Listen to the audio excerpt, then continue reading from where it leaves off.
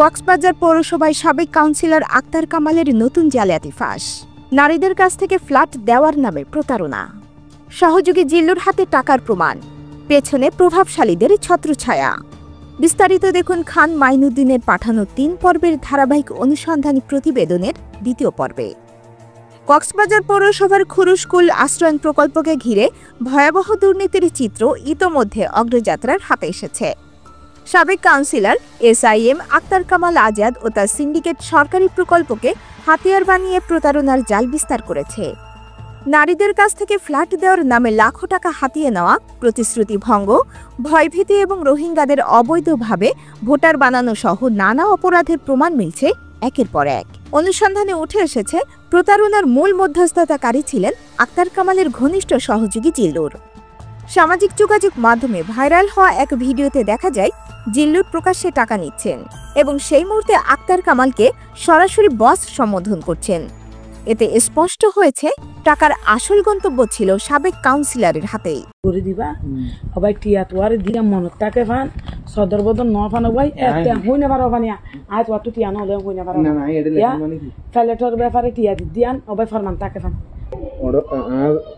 আর বসরও আচ্ছা ঠিক আছে। টাকা নেওয়ার পর কাউকে কিছু না বলার জন্য শপথ করানো এবং মামলা দিয়ে হয়রানি করার ভয় দেখানো ছিল এই সিন্ডিকেটের কৌশল। ঘটনার সময় সঙ্গে ছিলেন জাতীয়তাবাদী দলের ১ নম্বর ওয়ার্ড পূর্ব শাখার সাধারণ সম্পাদক নুরুদ্দিন খান কোম্পানি। সিন্ডিকেটের সক্রিয় ছিলেন স্থানীয় লিয়াকত আলী, বাসিন্দাপাড়ার বাসিন্দা মাস্টার কামালের স্ত্রী জোবাইদা বেগম সহ আরও অনেকে। তাদের মাধ্যমে নিয়মিতভাবে টাকা হাতানো হতো বলে অভিযোগ ভুক্তভোগীদের। অগ্রযাত্রার হাতে আসা আরও এক চাঞ্চল্যকর প্রমাণে দেখা গেছে কাউন্সিলর আক্তার কামাল মোটা অঙ্কের টাকার বিনিময়ে একাধিক রোহিঙ্গাকে ভোটার বানিয়েছেন, যাদের প্রকৃত পরিচয় বা অস্তিত্ব কোথাও নেই। স্থানীয় সূত্রের দাবি, এই নেটওয়ার্ক ছিল রাজনৈতিক প্রভাবের ছত্রছায়ায় সুরক্ষিত।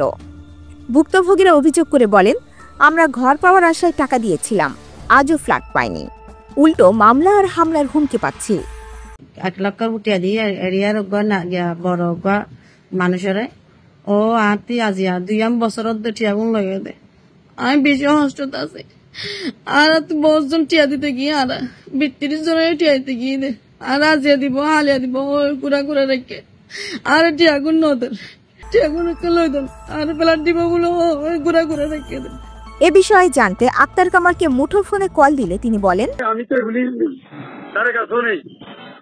আচ্ছা, তাহলে আমি তো এই যে এবং খুব মানুষের জন্য কষ্ট করছে। এই যে আপনার নামে অভিযোগ আছে যে পৌরসভার যে আশ্রয়ণ প্রকল্প আছে, এখানে আপনার নামে একাধিক অভিযোগ আছে, তারপরে একাধিক নারীকে ঘর দেওয়ার কথা বলে টাকা নিচ্ছেন, কিন্তু কোনো ফ্ল্যাট।